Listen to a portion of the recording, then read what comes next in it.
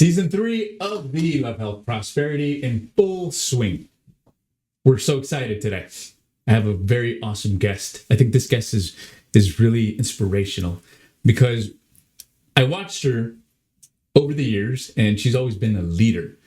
And on the radio, communication, everything having to do with music and art, she's always involved. So I like to think of her as a gem for El Paso, and she's here with us in the studio today.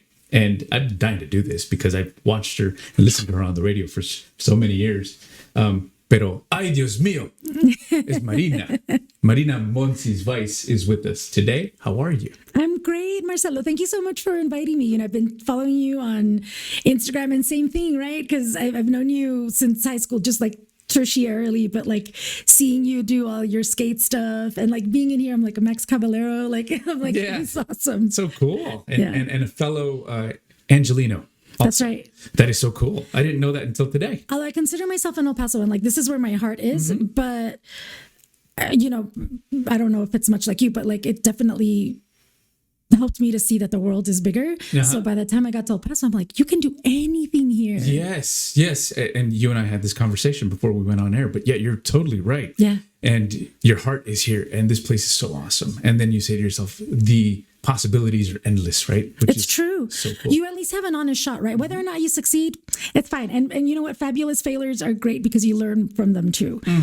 But you have an honest shot at whatever it is that you want to do here, which I love. That is totally true. You're right about that. So today's topic, yes, mental health, lifestyle, family. That's my thing. I can't get enough of it because I notice that there's so many things going on in this world. And we're trying to be as diverse as possible. So the topic is my partner won't marry me. We're in relationships. I'm a relationship and marriage coach. I'm a family coach. I like to talk to people about how to fix their relationships. But I think more than anything, when we have guests on the show, it's because life experience is the best experience. Yeah, you could have somebody with a white coat talk about, the stats and all that good jazz, but there's never like live people talking to you about, what's going on right now. Right. But before I actually dive into My Partner Won't Marry Me, talk to us a little bit about what you've been up to. What have I been up to? A little bit of everything. Radio's in my DNA, so I haven't quite separated from that. So, I went from doing a punk show in college to commercial radio to specialty shows, and currently hosting a show on our local NPR station on KTP, and it's called State of the Art. So I get to talk to the most amazing people every single week. And apparently I've been doing that for 10 years. That is so cool. Time flies. I'm jealous. Time flies. Don't be jealous, dude. It's this. It's like there's a lot of things that have to happen on the back end. Yes. To pull something like this off. Absolutely. Without a good team, nothing's going to happen. No. And like planning and all that stuff on top of, life. So I'm a business owner too. I own Barracuda Public Relations here in El Paso. And we do a lot of, communications for large infrastructure projects or, anything transformational that's happening in the city. And we're behind the scenes. So you never see me. You see our clients. Oh, yeah. Okay. Well, that's cool. Yeah. It's fantastic. I'm sure that you have plenty of work every single day. It's great. I get to work with 15 very quirky people that work behind the scenes to make sure that folks are aware of all the great things that are happening in our city. So awesome. And I'm super stoked to have you on the show today. So thank you for taking the time to hang out with us today. Of course. So I wanted to dive in. What's going on right now with young couples and people that are dating right now and marriage and relationships? What do you think is failing in not only in the United States, because I have some stats, U.S.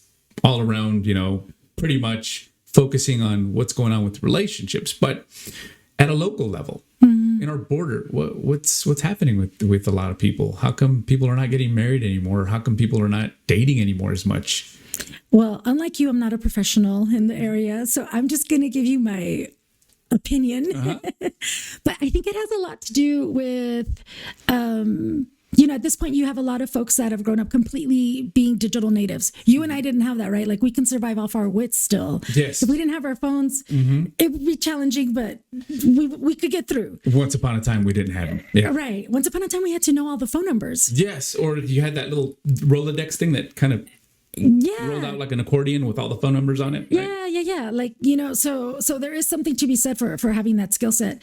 There's also, I mean, I don't know what the benefits are to, well, there's a ton of benefits, actually. I shouldn't say that, to growing up as a digital native. But I think it also removed a lot of that interpersonal communication that you had to have with each other just to get through a day, right? Yeah. So now there's all these immediate and shortcuts, and everything's instant. And, I think it's harder to connect because we're so connected. Instant gratification, you're saying? Yeah, instant gratification or not, right? Because then there's also the, like, you see the dots moving, but and to me, like, I could care less. But somebody who's grown up like that, it means different things, right? And then how do you tell what's real from what's not? There's a lot of that. So I think there's a lot of self-doubt that happens. Definitely. And also I think setting goals also, because being in a relationship, you actually have to also know what it is that you want from someone also. Sure.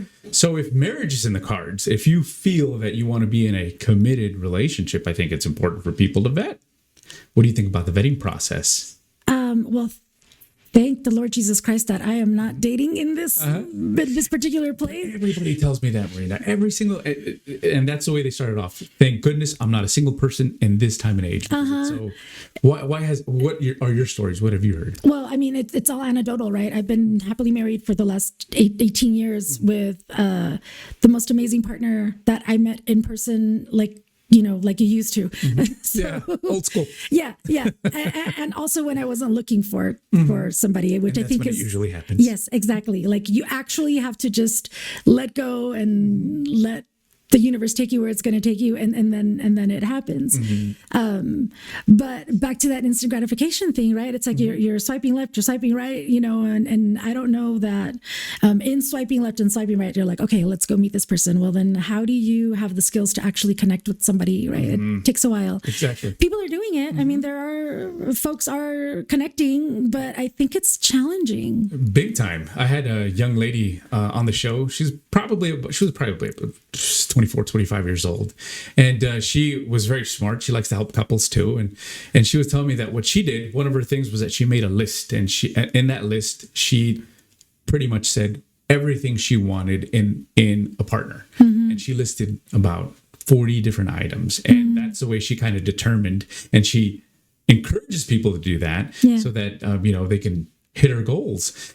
But that's kind of rare right now that some people are actually thinking about that at a young age. Now, here's the thing. I was talking to some other person right now, and they were telling me, too, a lot of people are not getting married, too, because they're just shacking up. And that word is cohabitating. Right. What happens with that? What happens when people just decide to move in together? I think it's better. I mean, honestly, because people before, people were getting married and then being like, oh, crap, I messed up. Yeah. and then you're stuck. I right? love this because we're going to go ahead and play a little bit of devil's advocate. Let's go ahead and say that we're going to kind of throw points. All right. So what's the benefit of shacking up? Well, you get to know the person better. You get to know their habits. A lot of the times, because you're in a relationship too. Yes. Okay. So you learn, right? Like, am I going to pick a fight over something little that doesn't really, I'll give you an example. Yes. And this is like life, right? Okay. So my husband washes the dishes, but the rest of the kitchen is a mess, right? Like the countertops, everything's just like, but the dishes are done. I don't like to do the dishes. I used to be like, well, dude, if you're going to do the dishes, like clean the counters. But now I'm like, you know what? Homeboy did the dishes. I'm going to wipe the counters and not think twice about it. It's those kinds of little things, that add up. They're huge. Yeah. They add up, right? And I'm sure I do things that drive him crazy. But it's like, is it worth fighting over, or, when really... causing big conflict? Yeah, when really, like, the big picture is good. And it's like, all I have to do is... And it's not a big deal, really. Yeah. But sometimes in those moments, it feels like it's a big deal. Yeah, it's because there's so many other things going on that just adds to it. Like, for example, if you didn't put the toilet seat down, or if you didn't put the cap back on the toothpaste, or if you just left your laundry laying in the bathroom after taking a shower or whatever. Yeah, those can be... They add up. Yeah, big time. Yeah. And but the thing also is like, okay, so if I want to get married someday and I just decided to move in with someone, then, well, why marry them? I'm just going to be in the household with them now, and that's I mean, there's no greater goal than that, right? I think that's fine. I mean, I have no problem with that. Yeah. Unless, the issue is if your desire is to be married and the person isn't marrying you, the truth is you need to move on because they're not going to marry you. I think some folks tell you like they're not going to change. Dudes will generally tell you that up front. Yeah. And that's why the vetting process is yes, and I think a lot of women think, well, I can change him. He ain't gonna change. He told you. Can a man change? No, they can evolve, but and also like it's not my job to change you, bro. Like you are who you are, and like if you're gonna stick around and try to change someone, it's a waste of time, honestly. That goes a healthy I relationship. just cut straight to the bottom line. I'm like, he doesn't want to marry you. He's not going to marry you. And if you want to be married, move on. But is there a possibility, though, Marina, that the goals could change? No. No? I mean, yes, but if you're going to hang out and wait, I'm thinking about you're a woman of a certain age. If you say you want to have kids, right? And you're sitting around waiting for somebody to change because there's a possibility, you're wasting your childbearing years. You're wasting everything that you want for the possibility of somebody changing versus moving on and finding someone who's ready to go. So what you're saying is that pretty much females have more pressure if they do want to get married? I don't think it's if they want to get married. I think it's if they want to have children and with a partner. It's different. If you don't want to have children and that's not a pressure that you feel, then take your time until you find the right person. Yeah, that's a good way of looking at things. Yeah. But see, the thing is with life, it's just so weird, especially when humans are so complicated. At the beginning, they say, I don't want to have kids. I just want to be single and just live it up, right? But then all of a sudden, sometime down the line in your 30s, maybe. Is that what happened to you? 32, 30. No. That would happen to me. As a matter of fact, I think I did the opposite. Oh, okay, got it. Just very young. Just checking. I learned how to I learned a lot of things at a young age, but yeah, it was definitely interesting. But see, the thing that I see right now with society, Marina, is that, what are the steps now? Well, we graduate from high school. What's next after that? What's the pressure? What's the societal, what does society want from you, men and women? They want you to get a career. They want you to become someone, right? And then after that, okay, so that's how many years of college? But who says you have to do what society expects of you, right? That's a good one. There's this whole system, especially if you're a woman. I remember graduating from college and people asking me, when are you going to get married? And I'm like, that shouldn't be the question to somebody that just graduated from college, you know? And why am I supposed to live up to these expectations that somebody who I don't know made? But it takes a while to build that insight. That is true. You're right about that. Did you ever get any of that from like family and people that were close to you? No. Like those uncomfortable questions? My parents are really, really cool. To this day, they haven't asked me. I'm almost 50 years old. They haven't asked me if I want to have children or why I don't have children or any of that. They don't ask those questions. Yeah. My tias might. Yeah. But I just tell them no, and they look at me like, "Oh my God, it's." Am I right? I don't have to do what they expect of me. No, I totally agree with you on that. So it's being able to have conviction with what you want to live with and, your partner and how you want to, execute your relationship. And it's easier said than done. It's very easier said than done. So when we're having this conversation and we're trying to get younger people to look at, what are the benefits of being in a relationship and what components are in a healthy relationship, what would you say are healthy things in a relationship? Well, number one, you have to be a healthy person, because if you're not a whole person or feel good about who you are or where you are, how do you expect to be that to somebody else? Or, you get out of it what you give. So again, it's like, no one's better if they're in a relationship. You're not a better person if you are. You're not worse off if you aren't, So a lot of that is that mind shift. I'd say like the patriarchy expects so much from us. And the truth is that we are the ones in control of our own path. And the moment you realize your own power within yourself, you can move anything. You can move mountains. Yeah, definitely. I like that. That's cool. So self-esteem is a big thing. I think so. Because self-esteem is like a roadmap also. Yeah, and it's not something that should be contingent on others. It's contingent on yourself. That's why setting goals and decision making also play a big role too, right? 100%. Yeah. That's cool. Yeah, well, some stats from the according to the Census Bureau, 2 in 5 Gen Zers and millennials think that marriage is an outdated tradition. What do you think about that? I think that's fine. Yeah. Power to them. Yeah. No one has to be married. What do you think about that? Well, I think I'm going to go ahead and give my input on the other side. I think it is really important because having a family is good. It's cool. It's awesome. And I'm just speaking for myself. Of course, and that's if you want that, right? Yeah, and most definitely. But what we want to do is be able to kind of add the pros and the cons to this whole thing, right? Absolutely. The roadmap. I love it. Like, for example, my daily, right, with waking up with my son and getting him ready and then, interacting with the wifey and the daughter and going through those because right now my teenage daughter, you got a lot of 16 years old. Sometimes I see her and I'm like, right? I don't even know how to attack this situation sometimes. But I think those are necessary things that we need to live by because one of these days, I pray that I have a lot of little grandkids running around, right? Yeah. But I don't know. I mean, sometimes that struggle there, though, sometimes I do question it. Sometimes I say to myself, man, marriage is tough. It is a tough thing to actually navigate through. But that was a handful. Wow. Yeah. And crazy. Another stat, 73% of Gen Zers and millennials feel it's too expensive in this current economy to get married or to even, I don't know. Do you think that is something that it affects people? Yeah. I mean, I would think it would be the opposite because if let's say you shack up with somebody, all of a sudden your bills get cut in half, right? Yes. I mean, that's practicality. Economically, that's a good thing. Yeah. For sure. Yeah. It is expensive right now.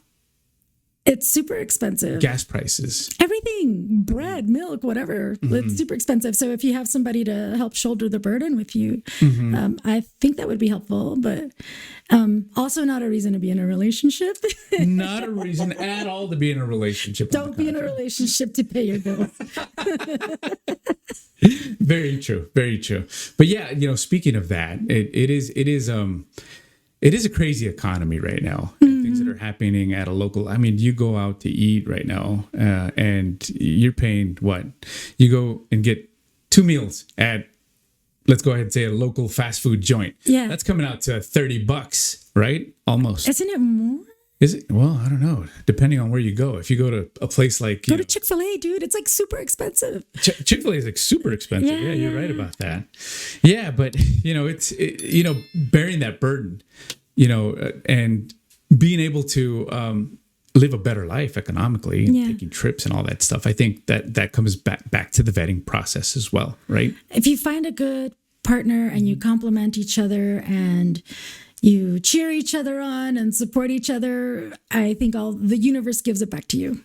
Yeah, that's for sure. Since 1960, 15% of marriages have gone down. This is what I'm saying. You don't got to get married, right? Yeah. I think you're totally right about that. But I think another thing also is the trauma of seeing older people also go through some really crazy things, right? Yeah. With relationships too. Like, for example, seeing mom and dad argue all the time, perhaps, maybe domestic violence in the family. That may have caused some hey, you need to rethink this if this is something that you don't want to do also. That, or it makes you think that that's normal, that's a normal relationship and that's just how things are supposed to be, which is also tough. Yeah, that is definitely. Like, how do you know what a healthy relationship looks like if you grew up in an environment that was unhealthy? What would you say that the components of a healthy relationships are? Well, you aren't trying to change each other, right? That's a good one. You want to see each other win. Like, for me, it's like celebrating your partner's wins is so important. That is so awesome right there. Yeah, like being each other's number one fan, right? Because I think, just it's normal to doubt yourself in instances. And if you have somebody that can say, you know what, I know it's hard, but you can do it. It's really nice. Have you noticed in your relationship that you've been like the top person that, cheers on your partner and say, hey, you know what, you got this. And in his moments of doubt, you've been that one person to be like, I know you can do this. Yeah, and vice versa. Or like even to help each other problem solve, It's like, hey, maybe like this happened, and you talk about like your day, and it's like, oh, maybe you should have, done this, or, and kind of go back and forth and have those types of conversations. It's really cool, in my instance, my husband and I, we don't have kids, but we both own businesses. We both have staff. We both have people that we deal with every day, and we're both in charge of those things. So it's like, very cognizant of, as being the leader in where we are in our environments, we set the tone. Yeah. And we talk about that a lot. But that's good, though. I mean, that comes with the experience. I love the fact that that you could sit down and have a good conversation with your man and look at the goals that you guys have, that you guys set together and accomplish together. And I think that's what probably missing with a lot of younger people. They don't have that dialogue sometimes. I think it's harder for them to see into the future, with all the information that they have. I think they just see a lot of dire, like climate, and there's all these big things that they have to deal with that I think it gives them a harder time to sit down and have those other conversations. I tell you, it's tough being a young person right now. It is. It definitely is. And I do kind of feel a lot for it because, like you were saying back, when meeting someone right now, it used to be so easy, right? I don't think it was easy. Well, how do you mean? Well, you had to meet people in person, and you maybe I think it takes more guts, right, to talk to or go up to somebody. The challenges of life, yes. Yeah, the rejection. Yeah, which also happens virtually, but I don't know that it was necessarily easier. Well, in my experience, yes, I did notice that it was easier in the way that you just didn't have so many options. I see people struggling right now with they get on plentyoffish.com, eHarmony, Tinder, things like that. Yeah. So it's like I see a lot of people that are struggling to make a connection because there's so many choices. And not only that, but people get really picky and spoiled for choice. Right? That's what I see right now. Yeah. And that's what's causing a lot of people not to get into a relationship. Which there's nothing wrong with it. And in that regard, I see what you're saying. You have what's in front of you, and that's it. Those are your choices. Exactly. Yeah. So it's like, where are you hanging out? Who are you hanging out with? What are you doing? Yeah, socializing yourself. Yeah, for sure. Yeah. But what a topic! I think that when it comes to relationships and things that having to do with being married and the responsibilities and the changes, the evolution of being able to understand someone is so tough. I did a podcast that was focused on divorce and some of the causes of divorce. But a lot of these things can be prevented by vetting somebody correctly. Absolutely. Settling. Yeah, not settling. Why is that important, Marina? Not settling. Because then you end up in exactly what you were describing. You end up in a bad situation. Yeah. Happiness is important. Happiness is important. Having your needs, your emotional needs are important. Meeting them of the other person is important. And if you don't have those things, if you don't feel safe at home, then it's not the makings of a good relationship. True. Thank you for that. That's awesome.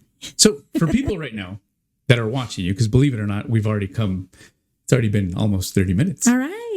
What kind of advice would you give young people regarding this subject here? And it's kind of a random subject.